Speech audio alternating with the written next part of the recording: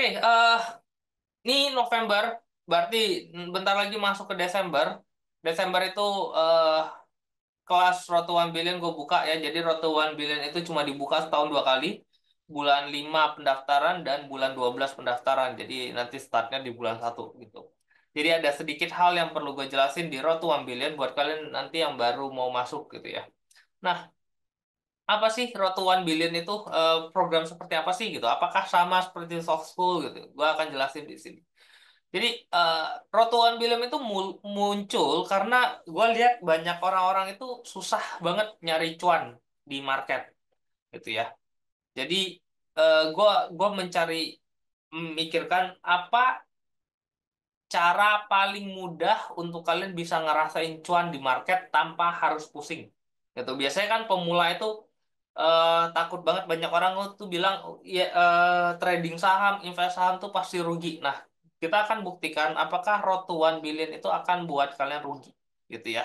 Karena banyak orang berusaha untuk menjadi apa investor, tapi yang dibelinya sahamnya salah. Akhirnya apa? Ya yang dibeli Bukalapak gitu, bilangnya mau invest, yang beli saham-saham sampah, akhirnya turun ke di bawah FCA atau ya tujuan awalnya cuma trading, turun nggak berani cut loss, bilangnya mau invest gitu ya. Makanya banyak kesalahan umum yang dilakukan oleh pemula ya. Mereka pikir kalau saham itu bisa bikin cepat kaya gitu.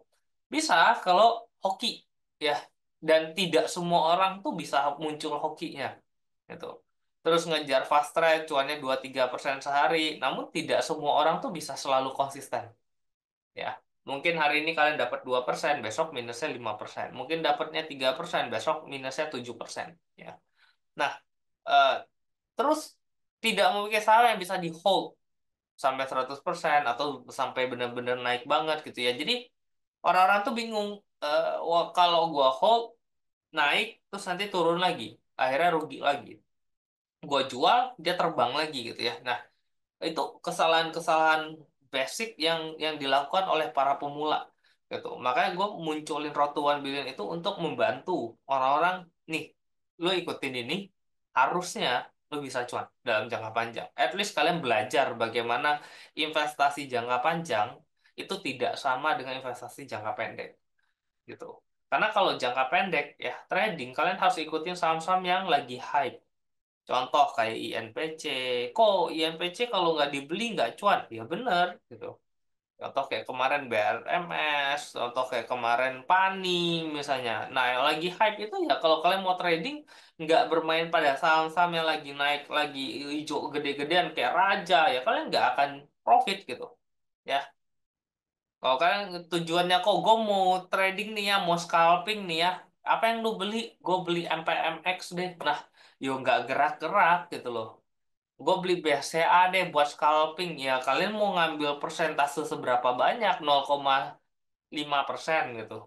Potong komisi 0,4 sisa 0,1 buat kalian. Kan nggak make sense gitu ya. Dan kalian akan mengejar tren gitu. Jadi tren yang kalian beli ya pasti harusnya tren yang lagi naik.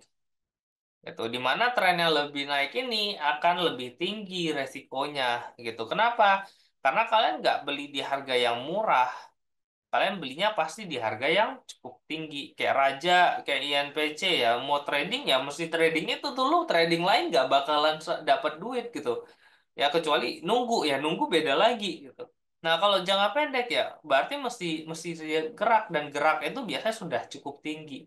Nah, kalau cukup tinggi ya pasti akan ada yang namanya resiko. Resiko pasti lebih besar daripada kalian beli barang murah di harga yang murah.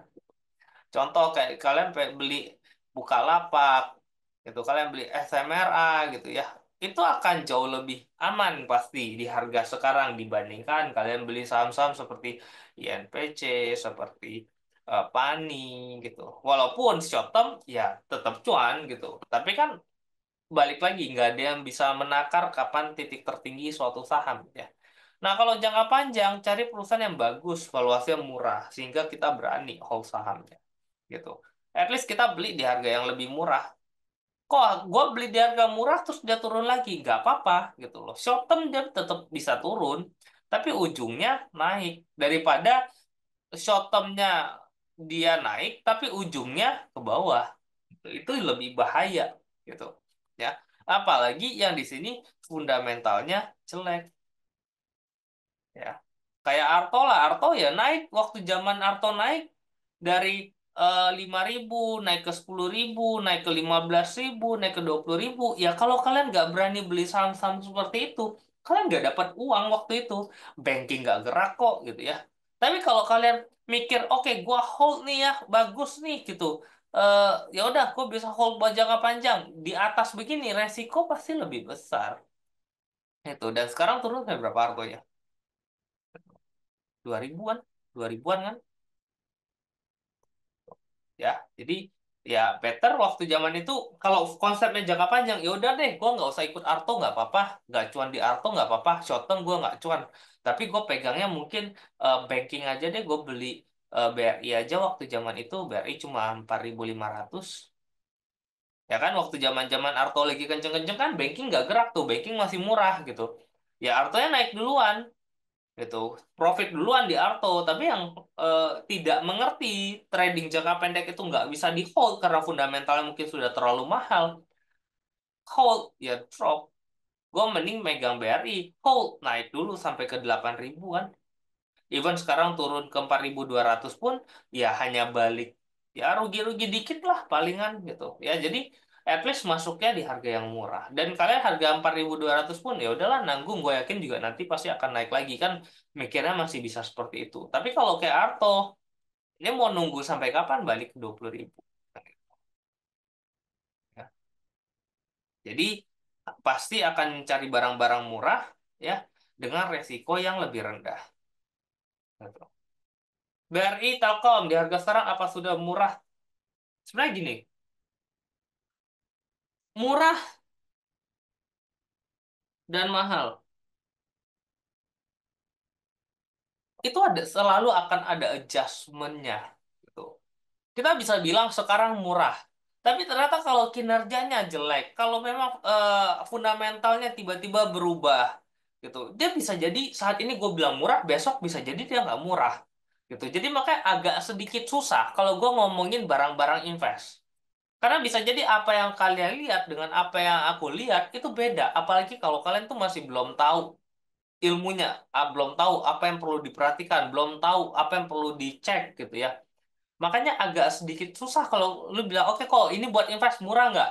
Ya bisa jadi murah, tapi bisa jadi dia murah dalam jangka waktu yang cukup panjang gitu. Dan konsep kalian murah dan konsepku murah belum tentu sama gitu. Karena gua invest bisa nahan mungkin sampai 10 tahun, gua oke, gua beli Telkom, gua tahan 10 tahun, gua cuan nggak? Gua masih cuan. Tapi ada yang bilang kok gua invest, tapi gua invest cuma 2 bulan aja ya. Ya nggak bisa. Gitu. Kenapa? Konsepnya sendiri udah beda. Yang kalian pikirin apa? Mungkin cuan dari eh, apa selisih harga sahamnya, mau nanti mau dijual gitu ya. Nah, itu udah konsep hal yang ada sedikit perbedaan. Makanya kalau namanya investasi jangka panjang itu gua nggak bisa lepas. Makanya kenapa muncul Road to 1 Billion? Karena itu mengajarkan kalian step-step untuk benar-benar kalian invest yang benar tuh seperti apa. Karena invest itu tidak semudah, oke, ini murah ya, beli ya gitu. Kayak contoh lah Unilever, turun dari 10.000 ke 8.000, turun ke 5.000. Murah nggak? Waktu zaman 5.000 orang pasti akan bilang Unilever murah. Gitu. Kenapa? Oh, fundamentalnya masih belum berubah gitu. Tapi waktu mulai break 5.000 ke bawah, fundamentalnya mulai kelihatan. Orang udah mulai bilang, oke, ini mulai bahaya nih. Yang dulunya murah jadi tidak murah, jadi mahal gitu. Dan itu banyak terjadi pada emiten-emiten gitu. Jadi rada sedikit susah kalau kita bilang, oke, ini murah ya, tapi dia bisa murah terus gitu. Contoh kayak CTRA deh. CTRA 1.200 di tahun 2015-2016, ya murah. Kenapa? Karena dia drop dari peaknya dia, CTRA tuh kalau nggak salah dari 3.000 turun ke 1.200. Nah, waktu zaman itu orang pikir, oh properti masih bagus, orang-orang masih masih fokus ke properti 2014-2015 gitu ya. Jadi mereka masih bilang, oh properti murah. Tapi setelah itu kan muncul tuh properti, aturannya tambah banyak, apa harganya makin lama makin mahal, nggak masuk akal, daya beli properti mulai turun gitu ya, orang invest properti mulai turun. Akhirnya apa? Akhirnya harga 1.200, 1.400, 1.500 itu tidak bisa dibilang murah gitu. Ternyata terus terus turun sampai ke CTRA kalau nggak salah sempat nyentuh 600 apa 700 gitu. Ya, jadi eh, itu hal yang agak sedikit susah kalau kalian langsung nembak kok ini murah dong. Ya. Kalau kita ngomongin oke ini dalam waktu 2 bulan 3 bulan murah nggak? Ya mungkin murah karena dia turunnya singkat banget kayak contoh SMRA. November turun sampai 20%. Ya, secara short term dia murah. Kenapa? Dia turunnya signifikan dalam waktu yang jangka pendek. Tapi kalau kita nggak bisa bilang, oke, secara jangka panjang ini murah, ini pas banget buat masuk. Belum tentu fundamentalnya harus dilihat apakah prospek ke depannya beneran bagus, apakah beneran dia bisa turn around, apakah beneran daya belinya bisa naik, apakah beneran dalam 3 tahun ke depan dia konsisten untuk tetap labanya naik. Nah, itu hal yang beda lagi gitu. Ya, jadi kalau ngomongin masalah invest itu terlalu kompleks kalau eh, ngomongin apa kayak oke ini murah, ini mahal, ini murah, ini mahal. Nggak bisa gitu. Karena kayak ya lagi tinggi-tingginya Pani. Orang pun susah ngomongin Pani mahal dari harga 6.000 ya sebelum ke 15.000, 6.000, 9.000, 10.000. Orang juga ada bias. Ini Pani murah mahal. Nggak ada yang tahu.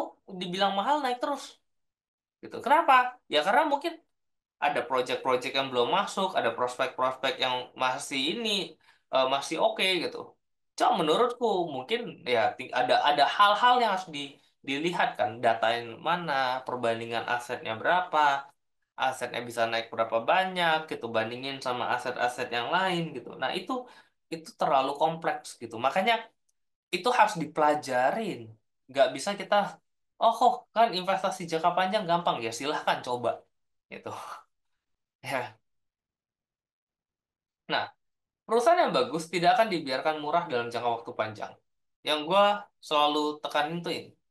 Jadi kalau dalam secara jangka pendek, kalian ketemu perusahaan bagus di harga yang murah, ya kumpulin gitu loh. Karena mereka tidak akan murah dalam jangka waktu yang panjang. Tapi mereka akan bisa balik murah lagi suatu saat gitu. Jadi harus benar-benar dicek gitu. Sometimes ada perusahaan yang kita lihat ini bagus pun tetap kadang mau mau nggak mau kita jual dulu gitu. Karena potensi ke depan mungkin bisa turun, mungkin bisa jelek gitu ya. Contoh kayak Hexa. Hexa mungkin tahun lalu gua nggak akan mikir Hexa ini gua akan buang dari porto invest gua gitu. Hexa ini gue dulu pasti bilang ini adalah perusahaan yang paling menarik untuk diinvestasi secara jangka panjang. Ternyata 2 bulan lalu kalau nggak salah, 2 bulan apa 3 bulan lalu, Hexa gue suruh anak-anak Roto 1 billion sell. Kita nanti akan kumpulin lagi di bawah. Kalau kinerjanya nanti mulai kelihatan bagus. Gitu. Kenapa? Karena ada banyak banyak hal yang terjadi di industrinya gitu sehingga menyebabkan mungkin bisa jadi akan ada disrupsi untuk kinerjanya Hexa ke depannya dan itu tidak dalam jangka waktu yang pendek gitu. Makanya itu bisa berubah dan itu mesti diperhatikan. Itu ada beberapa yang kok, tapi kan ada beberapa saham juga di portofolio kita turun gitu ya. Ya kita lihat apakah prospeknya bagus karena sekarang kita nggak usah ngomongin barang invest deh gitu. Ngomongin semua barang pun turun, even BCA juga turun, even BRI juga turun gitu ya. Jadi ya kalau barang kita turun sah-sah aja, apalagi tujuannya invest gitu. Balik lagi, mereka tidak akan dibiarkan murah dalam jangka waktu yang panjang. Gitu. Jadi kalau konsepnya benar, oke, ya udah nggak apa-apa lu turun, gue tinggal beli, gue turun, gue tinggal beli, gue happy kalau dia turun, gue punya peluru untuk nambah lagi. Nah itu yang paling penting. Ya. Nah ini, invest jangka panjang bukan nunggu berapa lama, tapi kapan harus jual. Ya, jadi eh, bukan kita mikir, oh ini berapa lama naiknya. Justru makin lama dia di bawah ya makin bagus. Berarti kalian bisa beli lebih banyak, lebih banyak, lebih banyak gitu. Kayak Astra. Astra kalau dikasih di bawah 5.000 lama-lama ya bagus. Gue bisa ngumpulin lebih banyak, lebih banyak, lebih banyak gitu. Ya tinggal eh, mikirnya kapan mau jual. Nah jualnya pun bukan karena harga sahamnya naik ya gitu. Tapi ada beberapa faktor tadi. Gue nggak ngelihat Hexa itu gue jual karena harga sahamnya turun. Bukan, tapi karena kinerjanya turun. Ya. Apa yang membuat investasi itu selalu salah lama? sudah punya saham, sudah naik di satu titik tertinggi, kemudian turun, masih sayang buat dijual. Gitu. Ya, jadi eh, kadang orang tuh mikir kayak, oh, gue udah punya saham nih, gitu. Terus gue udah punya sahamnya naik, nah naik nih. Kapan gue harus jual gitu? Karena kalau nggak dijual nanti dia turun lagi nih sayang dong gue nggak jual di harga atas gitu ya. Nah ini juga konsep yang sebenarnya banyak orang juga jadinya, oh kok gue invest tapi gue tungguin dia naik dia turun lagi malah jadi minus gitu. Padahal yang mereka lihat itu cuma mungkin dalam waktu 1 tahun. Padahal kalau kalian tarik secara jangka yang lebih panjang, coba aja cari aja emiten-emiten. Ada nggak emiten yang dalam waktu 10 tahun karyanya selalu begini? Nah, itu. Ya, dia mungkin akan pernah ketemu kadang break ke bawah begini, tapi secara jangka panjang dia tetap bikin new high. Ini turun sampai sini, oh kadang dia break ke bawah sini, tapi ujungnya tetap bikin naik lagi, gitu. Ya, dan itu bisa terjadi dalam waktu 1 2 tahun, nggak ada masalah. Ya, justru kesempatan waktu zaman di sini yang ngumpulin sebanyak mungkin, asal tadi cek fundamentalnya bagus apa enggak. Karena gini, kita ngomongin masalah BRI deh. BRI sendiri, kalau kita bilang murah, ya, dia murah. Kenapa? Karena sudah turun dari 8.000 sekarang 4.200. Gue yakin hampir semua orang pasti akan bilang BRI murah. Betul. Karena dia turun dalam jangka waktu yang singkat dan turunnya dalam. Ya, murah. Tapi, apakah 4.200 ini kalau fundamentalnya berubah bisa jadi mahal?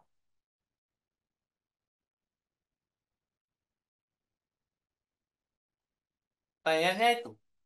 Gue bilang bisa. Kenapa bisa jadi mahal? Yang pertama, BRI ini kalau kalian lihat secara laporan keuangan, secara dividen, itu kan dikuras banyak banget.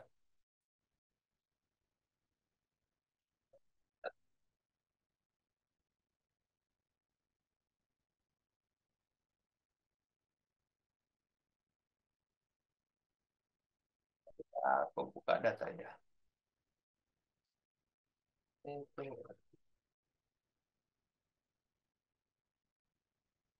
Nah, BRI itu dari tahun 2021,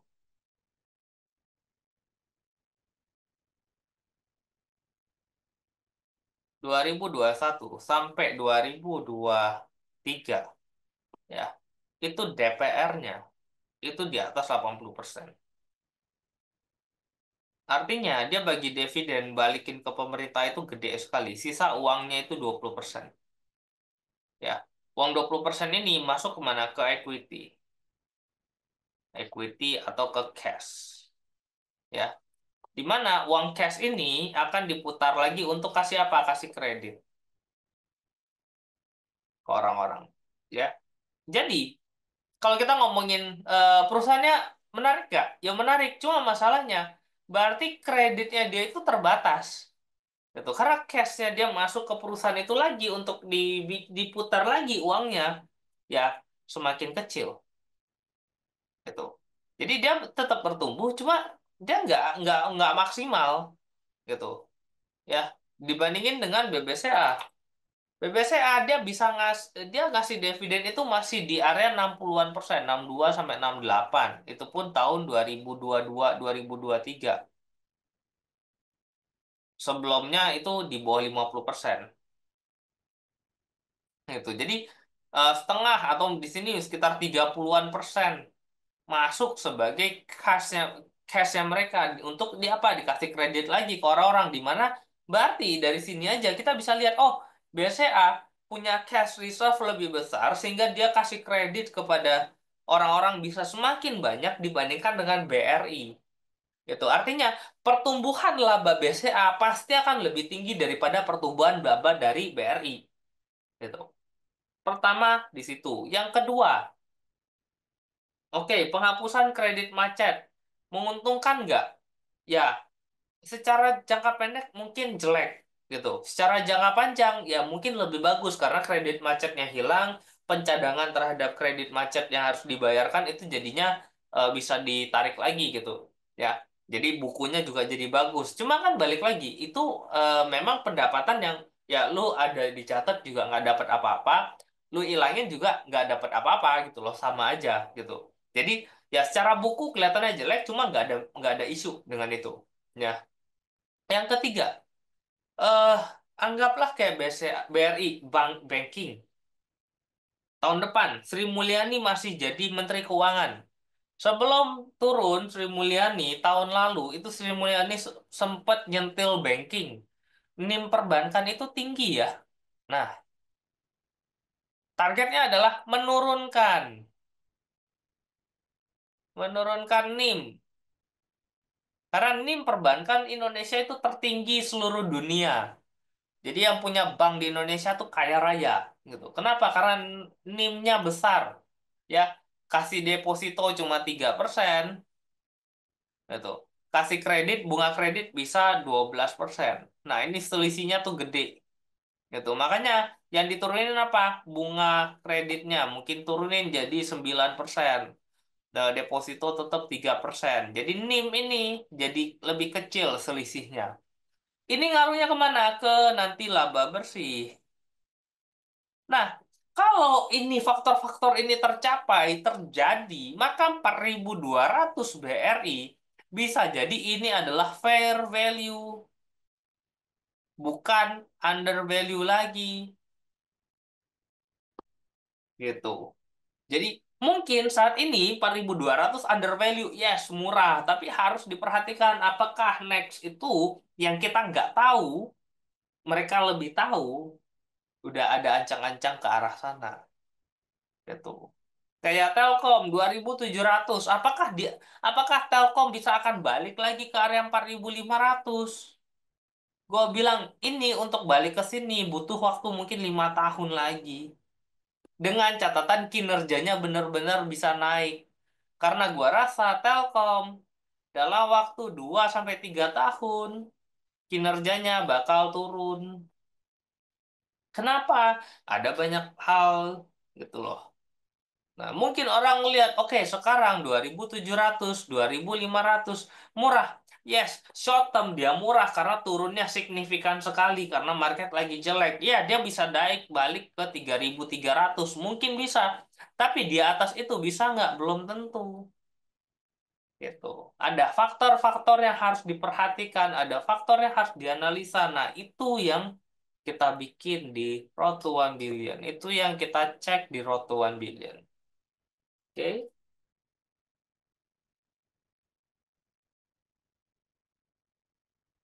Nah, Warren Buffett bilang ketika menemukan suatu emiten bagus, dia akan seperti mesin ATM.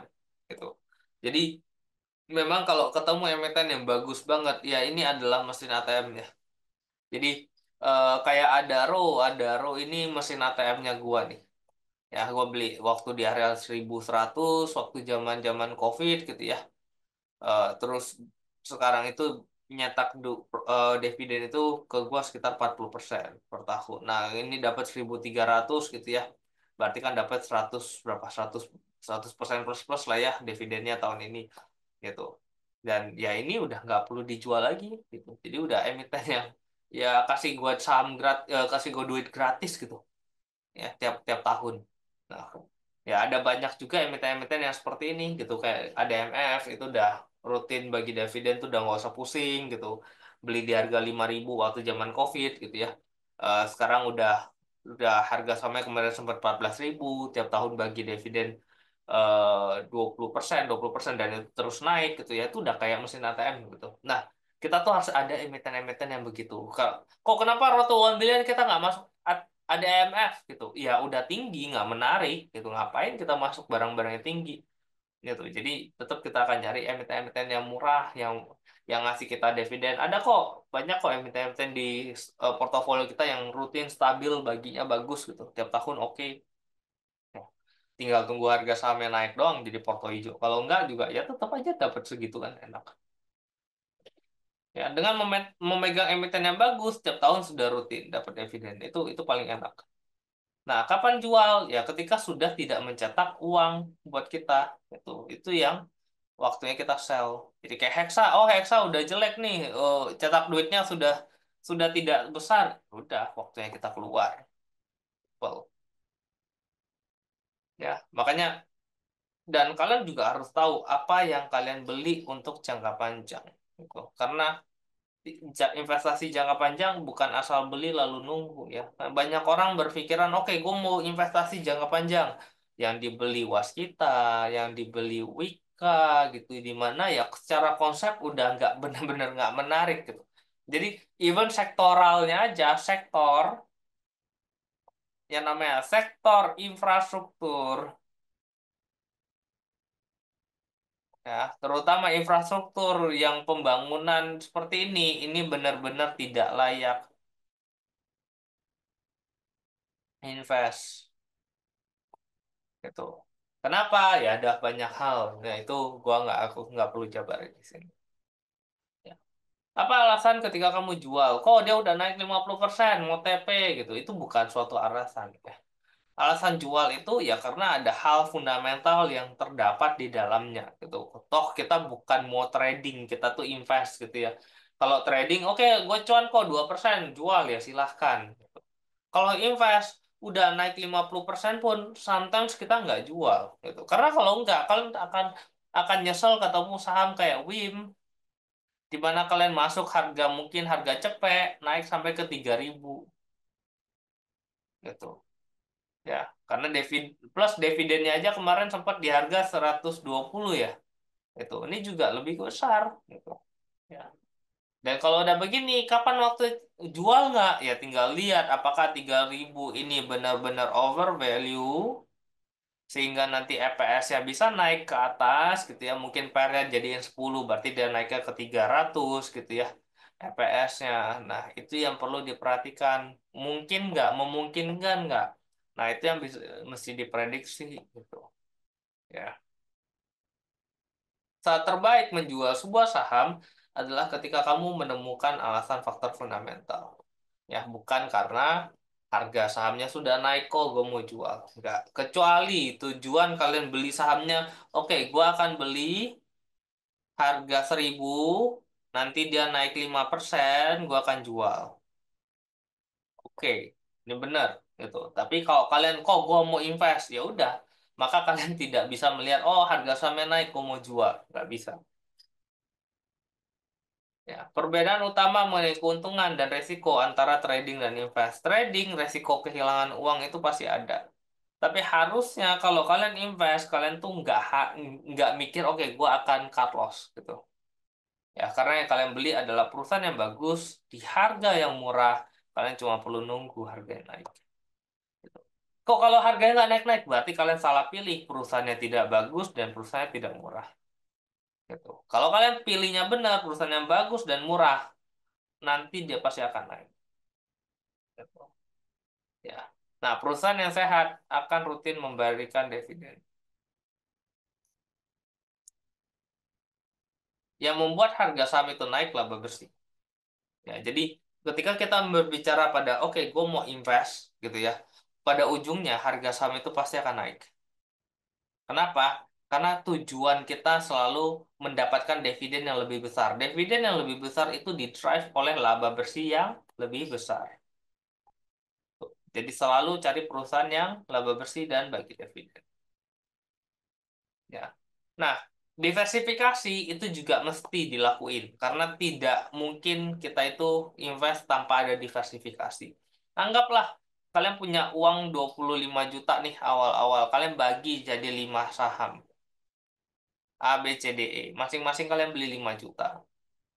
Ya. Yang A tiap tahun naik 15%. Yang B tiap tahun naik 5%. Yang C nggak naik nggak turun. Yang D turun terus 5% tiap tahun. Yang E turun terus 15% tiap tahun. Even dengan komposisi seperti ini, di total dalam waktu 20 tahun, kalian masih profit 100 juta. Ini belum hitung dividen. Gitu. Ya. Dan kenapa? Karena saham A naik terus 15% tiap tahun, modalnya 5 juta, nggak ada batasan bisa naik sampai setinggi apa. Dan sejelek-jeleknya kalian pilih saham E, modalnya 5 juta, yang kalian akan merasakan kehilangan uang itu cuma maksimum 5 juta. Even kalau perusahaannya bangkrut, yang habis itu cuma 5 juta. Even dia turun terus 15% tiap tahun, itu pun masih ada duitnya. Gitu. Even kalian pegang Bukalapak yang turun separah itu ya tetap masih ada duitnya gitu. Cuma masalahnya Bukalapak tuh bisa naik lagi ke atas enggak apa enggak, itu yang paling penting gitu loh. Tapi ya diversifikasi itu penting ya. Makanya nggak bisa cuma megang satu. Kalau megang satu ternyata yang kalian pegang ya ujungnya cuma turun doang gitu.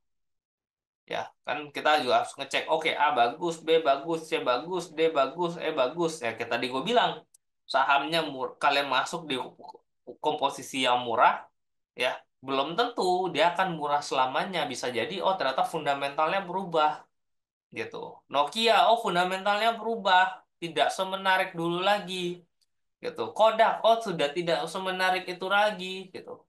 Ya. Yahoo, oh sudah tidak semenarik itu lagi, sudah banyak beralih, labanya turun, yang ada mau dijual gitu ya. Nah, short term menarik bisa belum tentu bisa diinvest buat long term gitu. Ya, ketika kamu ternyata beli di titik tertinggi, siap nggak buat cut loss? Short term, kok Pani bagus nih kok, orang pada bilang bagus. Iya, short termnya lagi naik, semua orang pasti bilang ini bagus gitu.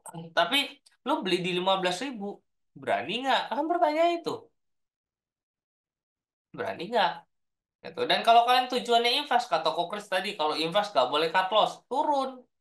Apa yang kalian lakuin? Cut loss. Gitu. Nah, makanya konsep fundamental sendiri ya mesti clear, mesti jelas. Gitu loh.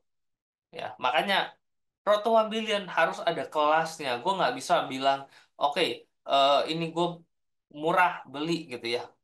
Yang ada terlalu resiko.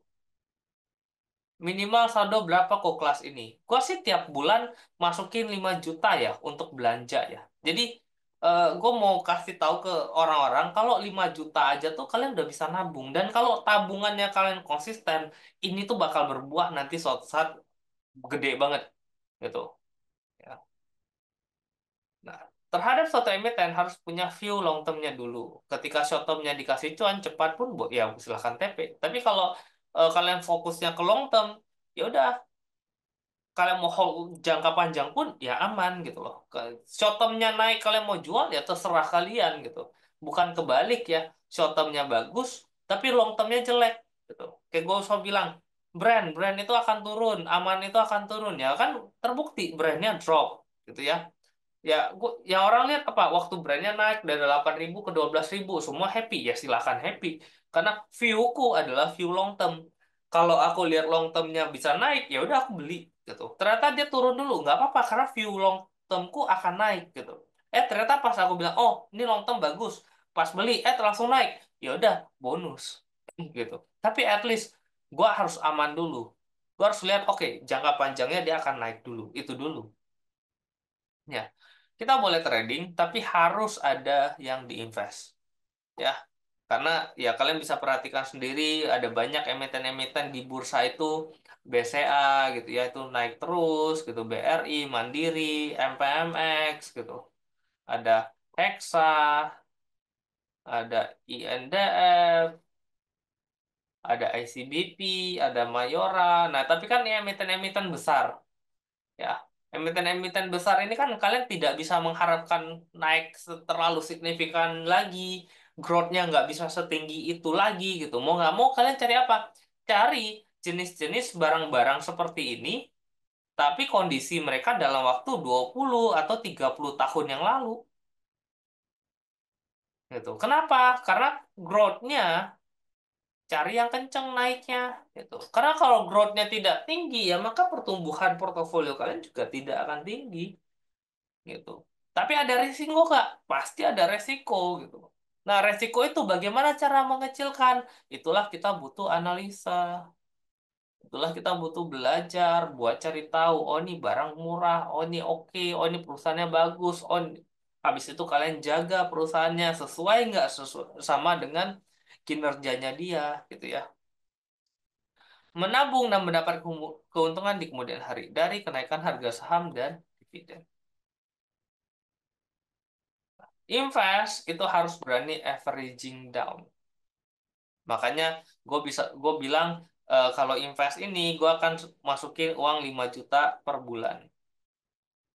Untuk apa? Ya, untuk nanti mungkin kita bisa beli barang baru gitu ya.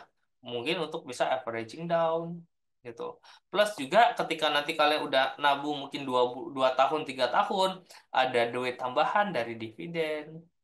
Dividen ini bisa kalian pakai untuk averaging down lagi, untuk beli emiten baru lagi gitu. Jadi semakin panjang kalian lakuin ini, maka uang kalian tuh makin banyak dan jadinya makin enak buat diputar gitu. 5 juta per bulan itu belanja berapa emiten biasanya? Paling 2 3 itu pun kadang averaging down gitu. Kayak sekarang market lagi murah-murah ya, mau nggak mau kita averaging down, mumpung murah. Gitu. Karena yang kita beli kan bagus gitu. Kecuali yang kita beli, oh kayak Hexa kita jual. Ya udah kita nanti pindahin kemana gitu. Ya. Kalau trading sebaliknya, ketika harga turun, harus berani cut loss gitu. Nampung lagi di harga bawah. Kalau kalian trading, tapi caranya kayak invest, mati kalian. Gitu. Tujuannya trading, kok gue mau trading nih, gue beli brand ya. Kan kalau Chris bilang nih, kita harus beli sesuai sama tren yang lagi naik. Oke, brand lagi naik nih kok, harganya 10.000 nih, gitu. Oke, 12.000 kita jual. 12.000, cuan kok 20%, gitu. Terus pas di 12.000 turun dikit, kok gue beli ya di sini ya, ini support nih, support. Oke, beli.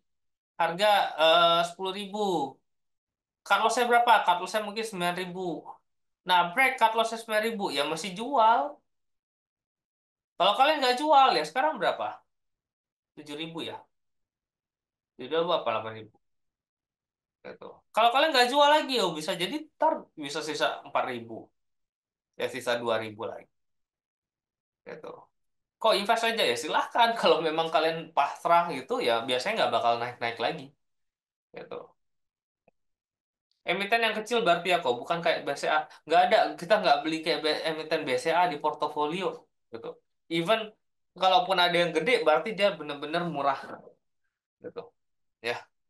Kita nggak bakal beli emiten kayak BCA itu terlalu gede banget. Lu mau ngarepin BCA double, mau ngarepin BCA masih naik 10 kali lipat apa? Gua sih rada susah membayangkannya gitu. Ya. Banyak traders jago, scalper dan lain-lain, tapi jarang kalian bakal dengar investor-investor yang jago. Gitu. Di luaran itu selalu kalian akan di mindset kalau trading aja, trading tuh bagus, trading tuh cepat kaya. Ini scalper banyak scalper jago. Gitu. Ya, kalian bisa lihat scalper-scalper itu sekarang sudah hilang. Trader-trader jago itu sekarang sudah hilang, gitu. Ya, makanya eh, invest itu sedikit orang yang mau ngelakuinnya. Ya, tapi invest itu akan ngebantu kalian di suatu saat nanti. Gitu. Kalian nggak bakal pernah tahu berapa banyak yang kalian bisa kumpulkan dalam jangka waktu yang cukup panjang. Kita nggak tahu hidup kita berapa lama, tapi at least kita ada yang tabung gitu ya. Dimana suatu saat mungkin saham-saham itu naik 100 kali, naik 50 kali, naik 1.000 kali. Itu kemungkinannya terjadi besar. Gitu. Ya. Kayak contoh lah, even zaman, ya kalian mungkin baru masuk waktu zaman COVID gitu ya. Ya dari COVID aja waktu saham-saham turun, kayak Breeze turun dari berapa ke 300, gue suruh ngumpulin 300, ternyata masih turun lagi ke harga cepek waktu zaman itu, zaman COVID. Gitu. Akhirnya naik sampai berapa? Ke 3.000. Turun nggak? Turun sampai 1.500. Sekarang balik nggak 3.000? Balik 3.000. Itu dari 100 naik ke 3.000 tuh naik berapa kali? 30 kali. Itu 3.000%. Ya, dan itu ter, itu hal yang sangat wajar di market gitu. Dan ya pasti akan ada emiten-emiten seperti itu lagi gitu loh. Dan cukup banyak pasti nanti. Tinggal waktunya kita panjangin. Ya. Roto 1 billion. Ya ini ini gue bikin perjalanan yang paling mudah, ya paling beginner untuk orang-orang mau invest. Gitu. At least kalian, ya kalian bisa cek lah anak-anak yang ikut Roto One Billion. Mungkin di tahun 2024 ini, apalagi yang masuk di bulan 6 belum akan ngerasain terlalu gede. Karena ya bandingin bulan 6 baru masuk ya, sampai bulan 11 itu baru 5 bulan. Paling portofolio baru 35 juta. Plus marketnya lagi amburadul begini, ya portofolio kalian pasti nggak bakalan naik signifikan. Gue yakin gitu. Tapi yang ngikut dari awal dari batch satu itu udah mulai ngerasain tuh enak ya. Gitu. Even market lagi jelek-jelek begini, porto gue ya turun-turun dikit, cuma overall masih cuan. Gitu. Even dari batch 2 pun harusnya udah mulai bisa ngerasain. Batch 2 malah portofolionya bagus gua rasa. Kalau adu merah sama hijau, lebih hijauan batch 2 malah dibandingkan dengan batch satu. Tapi secara persentase sama. Gitu karena dividennya kan eh, beda gitu, ada beberapa emiten yang berbeda. Gitu. Kalau tiap bulan tidak nabung 5 juta, tradingnya maksimal nggak kok? Nah, maksudnya tidak menabung. Oh, kalau nggak ikut 5 juta tiap bulan. Sebenarnya sih balik lagi ke kalian gitu. Kalian mau masukin berapa itu terserah kalian gitu. Ya, at least kan ini tuh bukan cuma masalah uang yang ditabungnya berapa gitu. Ini tuh masalah adalah dalam satu tahun ini, gua akan ngajarin kalian bagaimana invest yang benar. Dan invest yang benar itu harus dilakuin, harus dilihat ya. Bagaimana cara kita beli, bagaimana cara gua beli, apa yang gue lakuin dengan emiten yang gue beli, apa yang kita pelajarin, apa yang perlu kita perhatikan dengan emiten yang kita beli, apa yang harus kita analisa gitu. Dan portofolio 50 juta dengan nanti portofolio 200 juta, apa perbedaan yang harus kita perhatikan? Eh, Sahamku udah naik mungkin 30-50%. Apakah gua akan tetap averaging up saham itu? Nah, itu hal-hal yang nanti kalian akan belajar gitu. Sembari itu ya gua harus menerapkan itu dan gua harus kasih lihat ke kalian kalau ini tuh bener-bener jalan gitu. Karena kalau gue cuma ngomong, kalian nggak ngelihat buy, sell, bagaimana harga saham drop, dan kalian masih berani beli, dan gue masih berani beli saham itu gitu. Ternyata harga sahamnya naik, dan mungkin di area atas, oke kita take profit dikit gitu. Nah itu kalian nggak akan ngelihat sedetail itu kalau di luaran. Kalau di Road to 1 Billion, once gue beli, gue kasih tahu hari gue jual, gue juga infoin ke kalian portofolio semua diupdate, kasih kalian buka semuanya open terbuka sekali gitu ya, ada kelas-kelasnya, itu yang lebih penting menurutku gitu. Masalah kok gue cuma nabung cuma 100.000 nggak apa-apa, itu start namanya. Itu tidak semua orang start dengan angka yang sama gitu. Dan at least kalian punya ilmu, jadi kalian ketika kalian sudah punya uang lebih banyak, ketika kalian sudah punya eh, apa sudah lebih ready melakukan investment itu, kalian sudah punya dasar gitu. Dan rekaman dan kelas-kelasnya itu juga direkam. Jadi kalian bisa ngulang-ngulang terus gitu. Kalian bisa ulang, kalian bisa nonton, kalian bisa lihat lagi, kalian bisa ulang lagi gitu. Ya. Nah, di sini gua bilang I will open up to all subscriber my portfolio buy and sell activity ya, dan ada kelas bulanan secara online dan di record. Dan jadi buat kalian yang tidak bisa hadir itu tetap bisa nonton ulang gitu ya.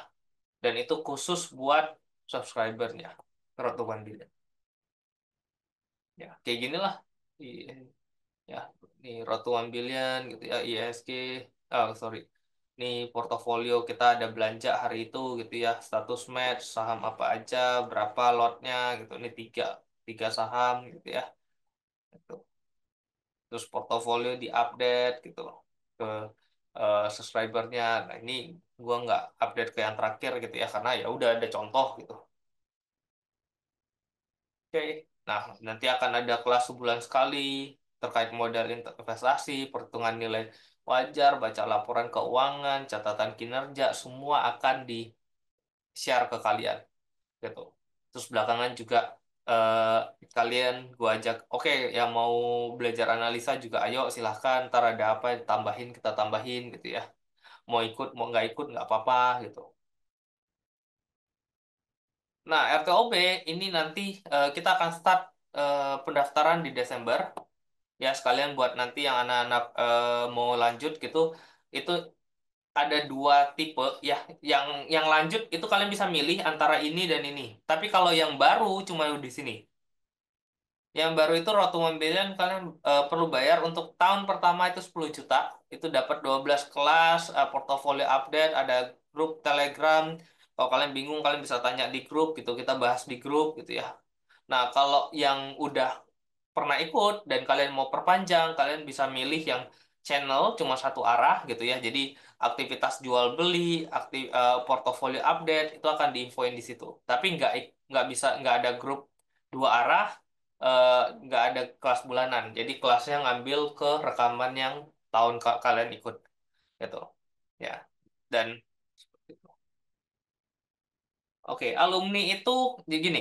Ini kan gue akan fokus ke alumni. Jadi kita akan batasin ini untuk 100 orang gitu ya. Nah, karena alumni, gue akan pasti nungguin alumni. Alumni itu bisa kan milih dua ya gitu. Nah, eh, untuk orang anak-anak baru, gue batasin untuk 30 orang dulu gitu. Gue hanya buka untuk 30 orang anak-anak baru ya. Nanti gue akan nunggu dari alumni. Alumni itu gue batasin sampai tanggal 15 Desember. Nah, nanti kalau udah clear alumni ada yang nggak lanjut, ada yang apa lanjut gitu ya. Nah, nanti sisa slotnya itu 100 sisa berapa baru gue tambahin untuk anak baru. Gitu. Jadi sekarang untuk 30 orang pertama dulu gue buka untuk anak-anak barunya. Tapi kalau untuk alumni gue tungguin sampai tanggal 15. Kalian bisa milih nanti perpanjangannya emang. Ya, seperti itu. Terus ya. Oh ya, sama ini kan kayak tadi gue bilang ya, namanya invest itu eh, susah banget untuk dipantau. Gue nggak bisa langsung kasih grup, oke ini barang murah beli gitu ya. Itu rada bahaya juga gitu. Jadi eh, nanti per Sabtu atau Minggu ini maka grup investor gue akan hapus. Gitu. Grup investor ini gue akan hapus. Gitu. Karena ya tidak nggak aktif juga gitu loh. Kita kalau kalian mau invest masuk aja nanti ke RTOB sekalian gitu. Grup trader itu lebih baik kenapa? Karena kan tiap hari gua update, kita analisa gitu di ada mingguan, ada bulanan gitu ya. Jadi itu lebih enak gitu. Tapi kalau long term kan rada susah ya gitu. Jadi ya itu mau nggak mau kalian tuh mesti tahu apa yang kalian beli. Karena kalau gua bilang ini bagus nih, contoh kayak WiFi ini bagus nih gitu ya. Even kalian kalau kalian nggak ngerti pun ya sahamnya turun terus tuh. Ya kalian ujung-ujung cut loss gitu. Akhirnya apa? Nggak ngerasain cuan. Pas naik kalian juga nggak berani masuk ya. Jadi terlalu berat kalau gua ngomongin oh, ini barang invest tapi gua mau ngomongnya cuma sekali dan kalian tuh nggak tahu gimana cara kalian ngeceknya gitu. Ya, seperti itu. Ada pertanyaan nggak untuk Rotuan Billion?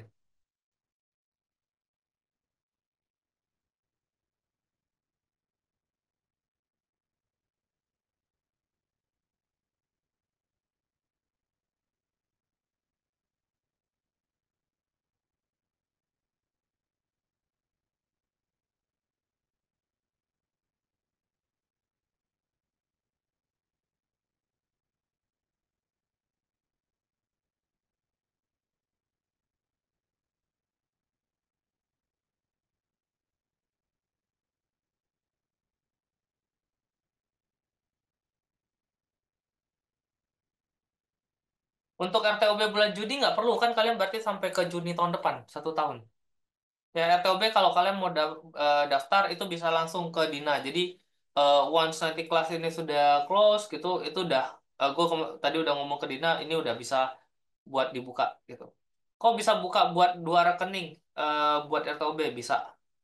Nanti ada syaratnya. Ntar koordinasi aja sama Dina. Tapi kalau trading kalian aktif sih harusnya bisa buka dua rekening. Alumni SS tetap jadi newcomer karena di Road to One Billion gue nggak bahas bener-bener technical, hanya bahas bener-bener fundamental. Dan kalau kalian lihat ya, dan kalian bisa tanya ke anak-anak yang ikut RTOB tuh bener-bener kita nggak ada technicalnya sama sekali. Bener-bener semua tuh fundamental. Itu semua tuh belajar tentang laporan keuangan. Nggak ada kita ngelihat, oh harga ada grafik ini nih, ada analisa begini, ini bottom nih, ini uptrend nih. Nggak. Justru ya kadang kita beli waktu lagi downtrend parah ya masuk, antri, beli murah kan masuk gitu. Simple. Cuma ya ada hal-hal yang harus kita pelajarin untuk kita tahu oh ini murah gitu. Jadi nanti ini tanggal 2 Desember aja, oke ini udah siap-siap top up. Tanggal 2 Desember tuh udah tahu oh nanti gue bakal averaging down yang mana nih. Ini banyak barang-barang murah yang bagus gitu. Ya. Dan enaknya kalian yang baru masuk ya kalian mungkin akan dapat portofolio terakhir ya gitu yang ada di RTOB gitu.